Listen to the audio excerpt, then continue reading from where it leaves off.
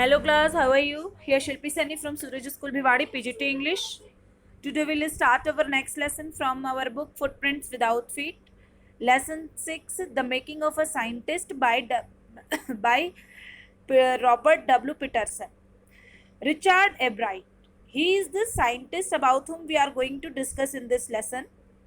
He has received the awards. Which award you can see here? He has received the Searle Scholar Award and the Shearing Plough Award for biochemistry and molecular biology. For biochemistry and molecular biology, you can see here. Okay, class. And he has great interest for butterflies, which opened the world of science for him. Clear? You can see the award. These are the okay, and the fascination towards butterflies opened the world of science for him. Clear, class?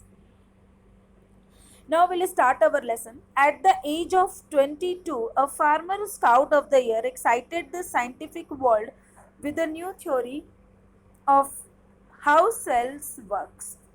ये अपने student life में या जब ये school में थे तब ये फार्मर स्काउट थे, मतलब कि स्काउट में जैसे एनसीसी वगैरह होता है ना, उसमें ये पार्टिसिपेट करते थे, तो काफ़ी ज़्यादा अच्छे, मतलब कि अच्छे तरीके से ये उसमें परफॉर्म करते थे।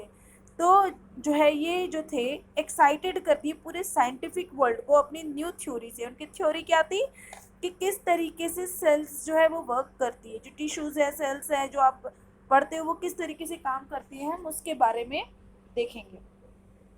Richard H. Ebright and his college roommate explained the theory in an article in the Proceeding of the National Academy of Science. What is this? Proceeding Proceeding of the National Academy of Science. क्या है Proceeding of the National Academy of Science of the United States of America? ये एक तरीके की आप कह सकते हो जो है आर्टिकल को पब्लिश वगैरह करने के लिए है। तो ये वहाँ पर इसमें साइंटिफिक जर्नल्स जो है पब्लिश होते हैं, तो वहाँ पर जो है इनकी जो भी थ्योरी थी उसका आर्टिकल इसमें पब्लिश हुआ था। तो ये अपने आप में बहुत बड़ी बात थी। ठीक है, रिचार्ड एच एब्राइट और उनके जो कॉलेज रूममेट थे उन्होंने एक्सप्लेन किया थ्योरी को, और वो आर्टिकल इसमें पब्लिश हुआ। That is a biggest thing.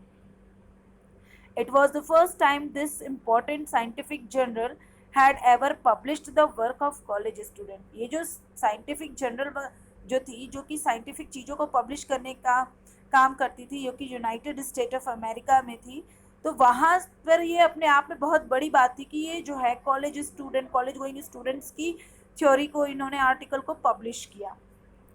In sports, that would be like making the big league at the age of 15 and hitting a home run your first time at bat. अभी बता रहे हैं league means group of sports, league means group of sports clubs और teams playing matches among themselves. यानी कि ये इस तरीके से था जैसे कि कोई जो है मैच खेल रहा हो और उसमें उसने जो है 15 की एज में जब उसने स्टार्टिंग ही करी हो और एक बहुत बड़ा हिट ले लिया हो, होम रन ले लिया हो अपने पहले बैट में। होम रन एक तरीके से जो है एक गेम में ये सिक्सर की तरह होता है, तो उसको हम होम रन कहते हैं। ठीक है, तो ये अपने आप में बहुत ही बड़ी बात थी। For Richard Ebright, it was the first in a long string of achievements in science and other fields, and it all started with butterflies. अगर हम रिचर्ड एब्राइट की बात करें तो ये first a long string of achievement, एक बहुत बड़ी पहली अचीवमेंट थी साइंस में और दूसरे फील्ड में। एंड ये सब कैसे शुरू हुआ, जो भी रिचर्ड एब्राइट ने अपने लाइफ में जो भी हासिल किया, जो भी उन्होंने थ्योरी प्रेजेंट करी, वो शुरू कैसे हुआ? With butterflies. किसके साथ शुरू हुआ? बटरफ्लाइज के साथ। An only child, Ebright grew up north of Reading, Pennsylvania. There was not much I could do there, he said. और वो कहते कि वो जहाँ पेनिसिलिया में, रीडिंग में जहाँ पे वो रहते थे, you can see this, okay, तो यहाँ पर वो रहते थे इन दिस प्लेस। तो वहाँ पर देख सकते हैं कि कोई भी ऐसा नहीं था जिसके साथ उन्होंने टाइम स्पेंड करते, और उनके पास करने के लिए भी कुछ नहीं था। I certainly could not play football or baseball with a team of one, but there was one thing I could do, collect things. अभी कह रहे हैं कि ना मैं वहाँ पे फुटबॉल खेल सकता था ना वहाँ पे बेसबॉल खेल सकता था, लेकिन एक चीज मैं कर सकता था और वो ये थी कि मैं चीजों को कलेक्ट कर सकता था. सो ही डिड, और उसने ऐसा ही किया. And did he ever, beginning in kindergarten, एब्राइट collected butterflies with the same determination and has marked all his activities. और उसने ऐसा ही किया. उसने क्या किया, जब वो छोटा था तो किंडरगार्टन, मतलब वो किंडरगार्टन सेक्शन में था, जैसे कि जूनियर्स में आप कह सकते हो, नर्सरी से जो पहले स्टार्टिंग होती है नर्सरी वगैरह की, उसमें. तो जब वो उसमें था तो एब्राइट ने बटरफ्लाइज को कलेक्ट करना शुरू कर दिया, इस डिटर्मिनेशन हियर मीन्स दृढ़ निश्चय के साथ, और वो जो है उसकी एक्टिविटीज को नोटिस करने लगा बटरफ्लाइज की. He also collected rocks, fossils, sand, coins. He became an eager astronomer too, sometimes stargazing at night. फिर ये बता रहे हैं कि ये रॉक्स भी कलेक्ट करने लगा. Fossil means remaining parts of, means you can say animals, and dead parts of, जो मतलब कि इनके मृत हो जाने के बाद जो भी इनके फॉसिल्स बच जाते हैं वो आप पेड़ पौधों के या किसी एनिमल के, उसको कलेक्ट करने लगा. कॉइन्स को, और वो एक एगर एस्ट्रोनॉमर भी बन जाता है, मतलब कि कभी कभी बन जाता है इन द सेंस कि उसका उसमें भी इंटरेस्ट रहता है. कभी कभी वो स्टार गेजिंग, स्टार्स को देखता रहता है. You can see here in this picture, stars को देखता रहता है. ठीक है, और ये देखिए कलेक्टिंग हैबिट इसकी. तो इस तरीके से वो काफी सारी चीजों को कलेक्ट करने लग गया. He also collected rocks. We have done this. From the first, he had a driving curiosity along with a bright mind. He also had a mother who encouraged his interest in learning. उसको driving में भी interest था, curiosity थी, और उसकी जो mother थी वो उसको बहुत इंकरेज करती उनकी इन सब चीज़ों को इम्प्रूव करने की, और उनकी क्यूरियोसिटी को और ज़्यादा, मतलब कि और ज़्यादा बढ़ाती और उनको हेल्प करती आगे बढ़ने में. She took him on trips, bought him telescopes, microscopes, camera mounting materials and other equipments that, and helped him in many other ways. वो उनको ट्रिप पे ले जाती और उनकी जो भी जिस चीज़ में भी इंटरेस्ट होता वो चीज़ें उसको परचेज करवाती, दिलाती.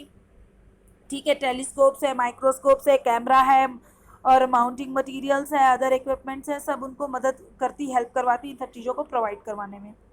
I was his only companion until he started school, his mother said. After that I would bring home friends for him. फिर उसके बाद वो जो है I was only companion, जब तक स्कूल नहीं शुरू हुआ तो बेचारा अकेला ही था, और उसकी मदर जो है कहती कि कुछ समय के बाद ही उसके लिए कुछ बच्चों को एज अ फ्रेंड घर पे लाने लग जाती है. But at night we just did things together, और रात में ये दोनों मतलब मदर और रिचर्ड एक साथ रहते और काम करते. Richie was my whole life after his father died when Richie was in third grade. अभी बता रही है कि जब उसके पिता की डेथ हो गई तो रिची जो है उसकी पूरी जिंदगी बन गया. ठीक है, और उस समय वो थर्ड ग्रेड में था. रिची कौन है? द निक नेम, उसकी मदर उसको रिची नाम से बुलाती है, रिचार्ड को. Clear? She and her son spent almost every evening at the dining room table. वो और उसकी जो है मदर हर इवनिंग जो है डाइनिंग रूम टेबल में बिताते हैं. If he did not have things to do I found work for him, not physically work but learning things. His mother said he liked it, he wanted to learn. अभी कह रही है कि हम लोग जो है एक साथ जब रहते हैं और उसके पास कोई भी काम करने को नहीं होता तो हम क्या करते, मतलब उसकी मदर क्या करती, उसके लिए वर्क खोज लेती. फिजिकल वर्क नहीं, जैसे कि फिजिकल जिसमें फिजिक की जरूरत हो, जिसमें हमारा मतलब कि मेहनत लगती हो, श्रम लगता हो, उस तरीके का काम नहीं, जबकि चीज़ों को पढ़ने का, लर्न करने का, और उसे बहुत पसंद आता वो काम और वो सीखना चाहता था चीज़ों को. And learn he did. He earned top grades in school. On every day things he was just like every other kid, his mother said.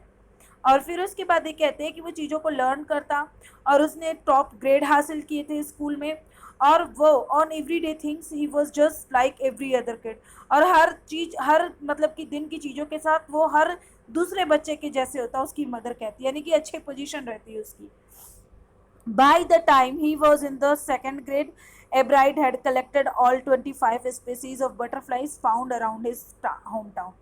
उसके होम टाउन के आसपास जितनी भी 25 स्पीसीज ऑफ बटरफ्लाइज की 25 स्पीसीज पाई जाती थी, तो उसने वो सब कलेक्ट किया. This is the list of that butterflies you can C which bright had collected.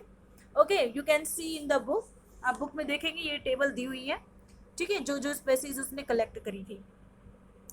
That probably would have been the end of my butterfly collecting, he said. But then my mother got me a children's book called The Travels of Monarch Jack. अब ये कह रहे हैं कि उनकी mother ये कह रहे हैं कि हो सकता है कि वो जो है उनकी लास्ट होती बटरफ्लाई कलेक्टिंग, उसके बाद वो ना करते, लेकिन उधर उनकी मदर ने जो है बुक ले आई. उस बुक का नाम था the travels of monarch x. तो इस तरीके की जो बुक लाई और उनका इसमें भी इंटरेस्ट बढ़ गया, क्योंकि वो बुक ये पढ़ने लगे और उनका इंटरेस्ट बटरफ्लाई के फील्ड में बढ़ता गया. That book which told how monarch butterflies migrate to Central America opened the world of science to the eager young collector. और ये जो इस बुक में पढ़ने के बाद इसमें ये था कि जो बटरफ्लाइज है किस तरीके से माइग्रेट करती है, किस तरीके से सॉरी सेंट्रल अमेरिका जाती है, और इसने जो है उस बच्चे के लिए एक साइंस का नया वर्ल्ड खोल दिया. At the end of the book, readers were invited to help study butterflies' migrations. They were asked to tag butterflies for research by Dr. Frederick A. Urquhart of the University of Toronto, Canada. और आप देख सकते हैं कि and में जब वो book पढ़ लेता है तो उसमें जो है रीडर्स को ये कहा गया था कि बटरफ्लाइज के जो माइग्रेशन है उनकी स्टडी में हेल्प होगी, और उनसे कहा गया कि वो इस चीज़ में हेल्प करे. और बुक पढ़ते पढ़ते लास्ट में क्या होता है, readers were invited to help, ताकि वो हेल्प करे बटरफ्लाई के माइग्रेशन में, और उनसे कहा गया कि उनको टैग करे, ठीक है. और इस पर रिसर्च हुआ था, ठीक है, जो डॉक्टर फेडरिक ए आर्कहर्ट थे जो कि यूनिवर्सिटी ऑफ टोरंटो जो कि कनाडा में है वहाँ पर थे, तो उन्होंने ये उस बुक में लास्ट में मेंशन किया था. Ebright's mother wrote to Dr. Arkhart, and soon Ebright was attaching light adhesive tags to the wings of monarchs. Anyone who found a tagged butterfly was asked to send the tag to Dr. Arkhart. अब क्या था कि जो है इसने doctor को वहाँ पर मतलब आर्कहर्ट को इन्होंने लिखा, और उसके बाद एब्राइट जल्दी ही लाइट एडेसिव टैग्स हल्का सा गोंद के साथ उसने टैग लगाना शुरू कर दिया. You can see here it is, ठीक है. हल्का सा एडिसिव मीन्स एक हल्का सा चिपचिपा पदार्थ गोंद टाइप का जो उसके ऊपर लगा देता है, और फिर ये रहता है कि anyone who found a tagged butterfly, जो भी उस टैग्ड बटरफ्लाई को प्राप्त करे, हासिल करे, उनसे कहा गया कि वो उसको टैग कर दे कि कहाँ पे, डॉक्टर आर्कहर्ट के पास उसे भेज दे, ताकि बटरफ्लाई के जो माइग्रेशन है सेंट्रल अमेरिका में उसके ऊपर रिसर्च किया जा सके. The butterfly collecting season around reading lasts 6 weeks in late summer. If you are going to chase them one by one, you won't catch very many. अभी कह रहे हैं कि जो बटरफ्लाई कलेक्टिंग सीजन होता है रीडिंग में वहाँ पर वो केवल 6 वीक्स ही होता है समर में, और अगर आप उसको जो है पीछा कर रहे हो और पकड़ने जा रहे हो तो आप उसको पकड़ नहीं सकते हो, बहुत ज़्यादा नहीं पकड़ सकते हो. This is the graph you can see by Richard Urquhart. Okay, तो आप उसका पीछा नहीं कर सकते हो एक एक करके, इस तरीके से वो अपनी समस्या बताते हैं. So the next step for Ebright was to raise a flock of butterflies. He would catch a female monarch, take her eggs and raise them in his basement through their life cycle from egg to caterpillar to pupa to adult butterfly. अब अगला step इसने क्या किया, इस एब्राइट ने जो है butterflies को जो है उनके जो है फ्लॉक को रेज किया. रेज मतलब अपने जो है बेसमेंट में इसको डेवलप किया, उनके जो है पूरे लाइफ साइकिल को. वो कैच पकड़ता है एक फीमेल मोनार्क को, monarch is the species of butterfly, और उसके एग्स लेता है और उसको अपने बेसमेंट में डेवलप करता है, और उसकी लाइफ साइकिल की स्टडी करता है कि किस तरीके से एग से वो जो है एग से देखिए किस तरीके से वो कैटरपिलर बन रही है, कैटरपिलर से प्यूपा, और प्यूपा से वो किस तरीके से वो एडल्ट बटरफ्लाई के रूप में वो कन्वर्ट हो जाती है, आप देख सकते हैं. तो ये जो है लाइफ साइकिल वो दिखाना चाहते हैं इसमें. You can see here egg caterpillar and then it is adult caterpillar and then it is butterfly adult. तो इस तरीके से उसका लाइफ साइकिल इसमें दिखाया गया है class. Okay class, now I think the lesson is clear to you. If you have any kind of doubt, then you can contact to me. You will have to write the summary of taught paragraphs. You will be given some extra questions which you have to do. Thank you, class. Have a